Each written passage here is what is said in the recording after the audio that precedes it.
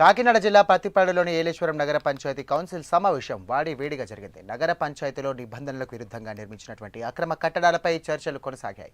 ఇక పేదవాళ్లను ఉన్నటువంటి అనుమతులకు ధనవంతులకు ఏమీ అవసరం లేదంటూ వైసీపీ కౌన్సిలర్ ఆరోపించారు. కట్టడాలపై పంచాయతీ కమిషనర్ను వివరణ కోరగా తడబడినట్లు వైసీపీ కౌన్సిలర్ తెలియజేశారు. దీంతో టీడీపీ వైసీపీ కౌన్సిలర్ల మధ్య వేడిగా నగర పంచాయతీ కౌన్సిల్ సమావేశం కొనసాగింది.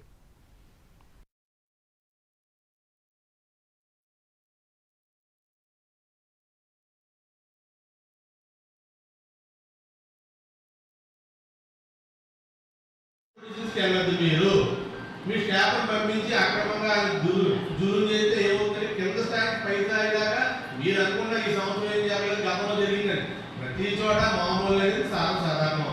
నేను అధికారులను ఉద్దేశించి మాత్రం అంటలేదు మాట. ఎందుకంటే అధికారులు రకరకాల పై ఆఫీసులు ఒత్తిడి ఖర్చులు ఉంటాయి కాబట్టి మీరు మినిమం ఫార్మాలిటీ తీసుకుని చేస్తే ఇబ్బందిలే. నేనే ఉన్నాను, నా వార్డులో జరిగి ఇవాళ మళ్ళీ గతంలో చెప్పు ఇవాళ చెప్తున్నాం. ఏ ఇంటి ఓనర్ నేను టచ్ చేయలేదు. ఈ వాటికి గంటపరంగా చెప్తాను.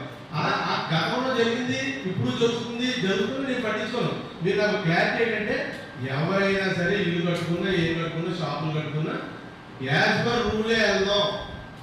దానికి మనం ఫిజికల్గా ఆఫీస్ నుంచి కానీ ఇంకో రకంగా కానీ వెళ్ళకూడదు. అదర్ పొజిషన్స్కి వెళ్ళద్దు. మీరు మీ స్టాఫ్ను పంపించి అక్రమంగా